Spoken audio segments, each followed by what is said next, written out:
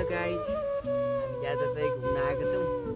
वैशाखकै गरी त त्यस्तै भयो। हामी चाहिँ वैशाखको 4 गते चाहिँ ठ्याक्क लाएर चाहिँ भेरेटारको थुम्की के भन्छ यता ठाउँ धेरै राम्रो ठाउँ छ। हामी चाहिँ घुम्न आएका छौँ।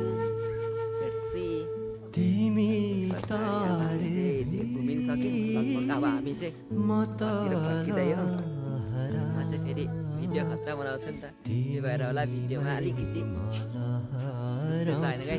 अस्ति 1 गते जानुपर्ने हो, जानु चाहिँ तर 1 गते अलिकति के भन्नु अलिकति अल्छी लाग्छ, मुड हुँदैन। त्यही भएर आज चाहिँ मुड बनाएर जानुपर्छ भनेपछि चाहिँ हामी चाहिँ आइसकेको छौँ। यो ठाउँमा चाहिँ म कति हो पहिला एकचोटि आइसकेको, जस्ट लाइक एरिया हुनेमा चाहिँ म 2-3 चोटि आइसकेँ। तर फेरि आज पनि हामी यही ठाउँमा चाहिँ आइपुग्यौँ अनि घुमि पनि सक्यौँ। त्यस्तो मेरो लागि नयाँ चाहिँ केही थिएन, तर पनि माइन्ड फ्रेस बनाउनुपर्छ त्यसैले हामी चाहिँ आइसक्यौँ। गर्मी धरानमा त गर्मी छ नि त, त्यही भएर हामी चाहिँ ज्याकेट नलाएको थियौँ। तर यो चाहिँ मलाई बोकेको थिएँ, जाडो हुन्छ जस्तो लाग्दै थियो। यसले चाहिँ काम गरिरहेछ। त्यस्तै छ। अब हामी चाहिँ जाने अनि त्यस पछाडि यहाँ थुम्की आइसकेपछि एउटा कुरा नबिर्सी जाने भनेको चाहिँ हामी चाहिँ सेक्वा खानु हो। सेक्वा आइसकेपछि हामी सेक्वा चाहिँ छोड्ने कुरा हुँदैन, खाने अनि त्यस पछाडि जाने गाइज।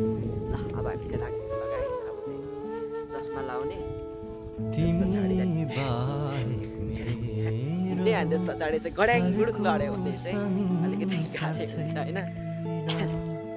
धेरै बोल्नु चाहिँ मन लागेको थियो, तर एउटा भिडियो त बनाउनु पऱ्यो नि त होइन। त्यस कारणले चाहिँ मैले चाहिँ भिडियो चाहिँ निकै बनाएको छु, तर त्यस्तो बोल्नु मन लागेको थियो नि। तर यो चाहिँ बोलेरै भिडियो बनाएँ अनि त्यस्तै हो, ठिकै छ यस्तै। ल हामी चाहिँ अब म चाहिँ जान्छु, भिडियो चाहिँ अफ गरिदिन्छु होइन।